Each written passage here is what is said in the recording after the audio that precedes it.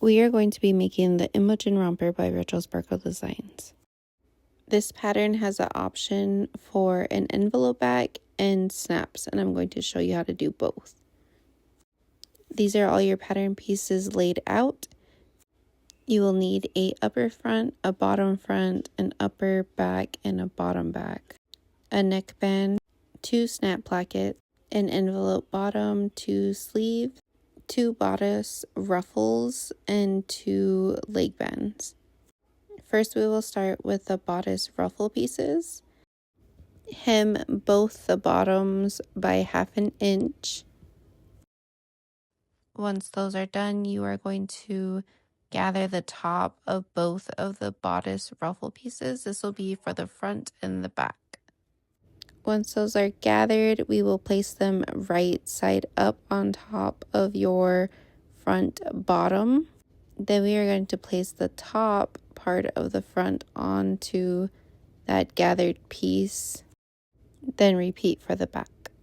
Then sew those together. Next, we're going to create a casing for your elastic. So we're going to take the bottom and fold it down 1 inch and top stitch that. Then we are going to do the same thing for the top back piece. You will fold it up 1 inch and top stitch. We are now going to feed the elastic through. Take a safety pin and put it through the end of the elastic and feed it through that casing that we made for the back envelope piece. Remember to add a pin at the end, that way your elastic does not come out. Then we are going to do the same thing on the other side. Feed it all the way through and then add a pin.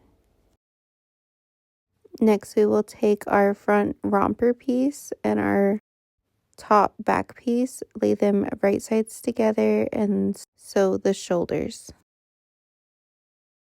Then we will start working on the sleeves. For the sleeves, I am doing the puff sleeve with the elastic. On the pattern, there are these 2 notches, and these 2 notches is where your gathering will be for the puff. Once those are gathered, we will put it right side down and attach it to our front romper piece and our back top half. Don't forget to check on your ruffle pieces that they are laying flat. Clip this in place and then do the same for the other side. Once the sleeves are done, we are going to attach the bottom half of the envelope romper. These 2 pieces should overlap about 1 inch. To check and see if your top piece is on the outside, I like to lay it flat and then open it. Attach clips so that way nothing moves around whenever you are sewing. And sew all the way from the sleeve down to the bottom of the romper. And repeat for the other side. Next, we are going to work on the leg bands.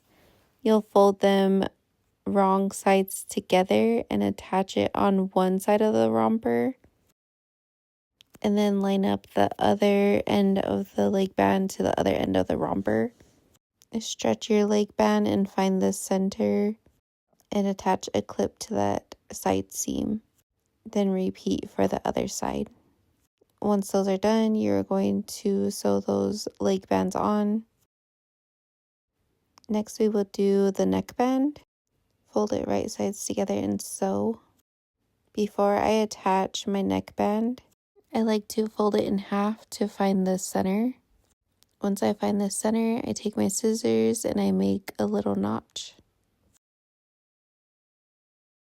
Then I do the same for the front and the back of the romper. Once I make those 2 little notches, I find the back of my neckband and then I find the back of my romper and I clip them together.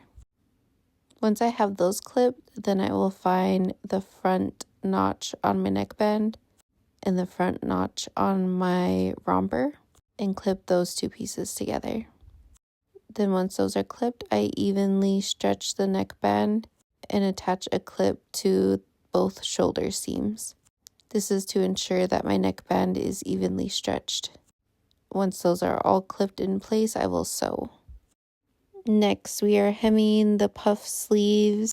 This will have elastic, so we are going to do a casing, fold down 1/2 inch, and leave an inch opening.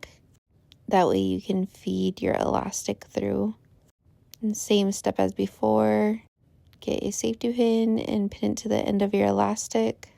Then feed it through the end of your sleeve. Once it is all the way through, then you can either sew or serge over that elastic. Then you can finish your top stitch so that gap is closed now. Then your sleeves are finished and we will move on to the snap placket. Fold it right sides together and sew on each short end. Then take your inner facing of choice. I like to use a woven. And you will attach it right sides together to the very bottom of your crotch. And then you will repeat for the other side and your snap plackets are done.